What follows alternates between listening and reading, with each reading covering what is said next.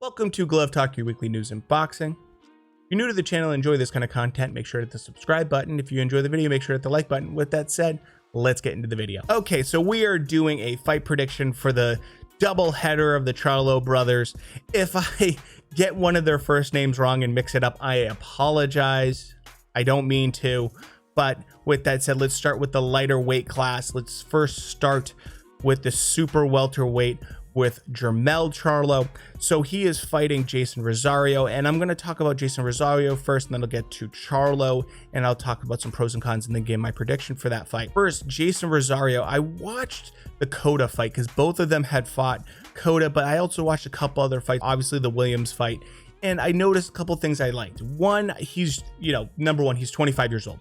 So he's the younger guy. He's a guy that could probably throw higher volume, and I feel as though that's a big plus for him. Another thing to note, Rosario was not allowed in to the Charlo camp for sparring. Now, they were gonna bring him in possibly. Charlo said, hey, let's bring him in for some sparring sessions. This is a while back, a couple years ago. And Charlo's trainer said, no, we're not letting him in camp. We're gonna have to fight him pretty soon at some point, and I don't want him to have any experience. Some of the negatives is that he can be a little inconsistent. He is heavy-handed, but he's not always able to be as accurate as I would like him to be. He can be a little bit wild. And with Cota, he went to a split decision with him, a fighter, in my opinion, that he should have been able to knock out. Granted, Cota is a awkward fighter. His weird timing. He throws his punches from kind of a little bit lower, weird angles, but he leaves himself wide open. I mean, he does not protect himself. His defense is quite porous, and I would have loved to have seen Jason Rosario take advantage of that. Rosario, he does have a tendency to get a little bit wild, and when he does get wild, his footwork is somewhat lacking. He has a tendency for his feet to get close together. He sometimes will square up a little bit, and that's because he gets off balance with his punching. That could be a very big problem in this fight. I think he does well if he's able to counter you. He has great, he'll be a very solid punch, but if he starts getting a little bit wild, especially on the inside with you, his footwork gets a little bit iffy, and that can lead to him being knocked out in a devastating manner because of that, because he's not on point and he's not balanced. So let's now talk about Charlo. Now, a lot of the points I'm going to make for Jermell, I'm going to make for Jamal. So, I'll try to keep their segment a little bit more short and to the point. So both Charlo brothers, I notice, wide stance. They both have a wide stance, and that gives them a good base. Charlo, in comparison to Rosario, has substantially better footwork. He does, he'll throw some pretty heavy hands, and even when he does manage to keep his footwork pretty tidy. Against Cota, he got a third round knockout, and I'm going to show it right over here. I mean, it's just devastating knockout. Don't think that just because Jermell is known more for going the distance compared to Jamal, that he doesn't have heavy hands. In fact, he has 5 out of his last 7 fights. He has KOs. They're fairly usually later, except for Cota, which was a third round knockout. So don't think he can't knock out Jason Rosario. In fact, I think that could be a factor going into this fight. Great counter puncher. Takes his time, and I actually expect, if he can control distance, for him to be quite effective with his counter punching in particular. So prediction time. In my opinion, I have this fight for Charlo. I think that he is going to get a knockout. I just see more flaws in Jason Rosario. I just don't see the kind of refinement that I see in Charlo. I think that Charlo is going to get it by KO, and I'm going to predict it in the 7th or 8th round, actually. Normally, when he gets a KO, it's a little bit later in the fight. I think that he's going to have some issues with Jason Rosario a little bit early, just kind of feeling out process. I think he's also going to be a little bit hyped up for this fight. He does have the one loss, so I think that he might be a little bit gunshot, maybe not gunshot, but just a little bit nervous at the beginning, trying to feel things out. But I expect, as the fight goes on, I expect him to get stronger, and I expect him to be more effective with those counter punches. And Rosario, like I said, has a tendency to get a little wild, and I expect him to be off balance and then, catch a nice counter punch, probably a lead left hook from Charlo, and I think that could be it. With that said, now let's get to the middleweight fight, and we have Derevyanchenko versus Jamal Charlo, and this one, in my opinion, is a much closer fight. Great fight. So let's talk about Derevyanchenko. I went back and watched some fights, watched the Jacobs fight and watched the Triple G fight, and boy, oh boy, such a pleasure to watch. Great boxer, excellent skills. So let's talk about some of his strengths. Number one thing with him is volume.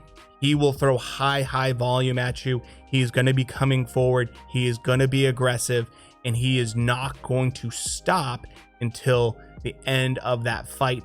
He is consistently aggressive, consistently high volume, and he does it every single time. So that is going to be a big factor in this fight. He is 33 years old. And I know some people said, oh, well, after the Triple G fight, he might have a little bit more, he might be a little bit more war torn.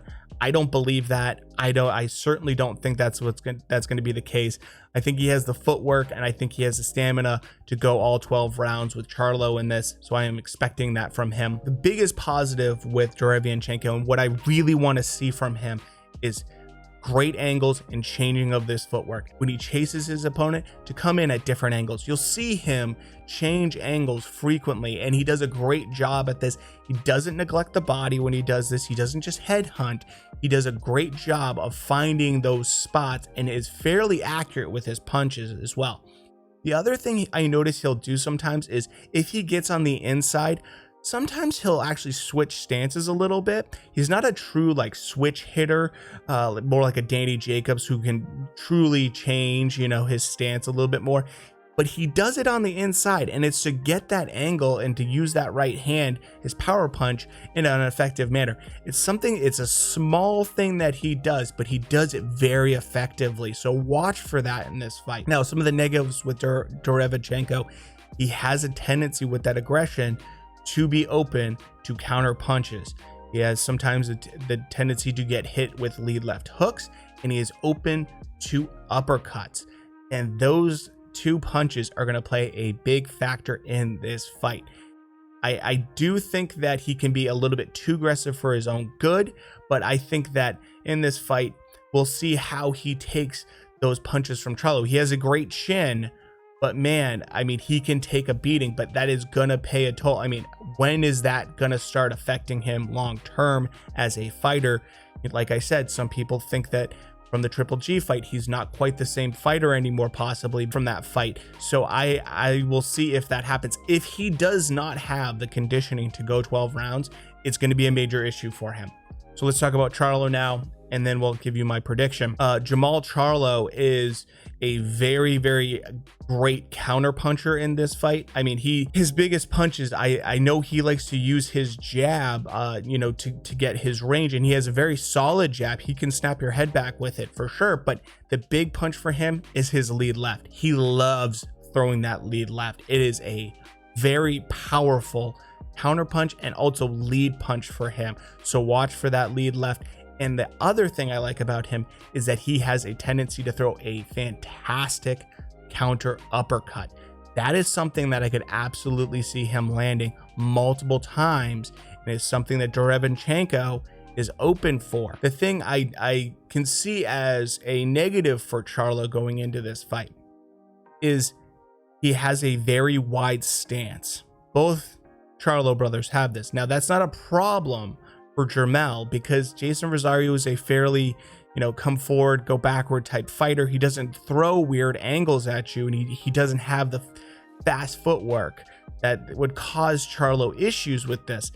But Derevyanchenko does have that, and that's something that is his specialty. When he's in that mid to close range, that could give Charlo a lot of issues.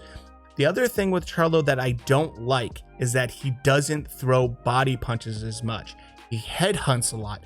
Now, that's partially because you look at his record. Yes, he does knock guys out, but when he does that, it's usually in the beginning of the fight. First half of the fight is when most of his KOs are. So if it goes longer, I'm not expecting him maybe to go to the body as frequently and to continue. If he continues to headhunt, that could be an issue against Derevyanchenko, who has good head movement, very solid fundamentals and changes his angles and levels frequently.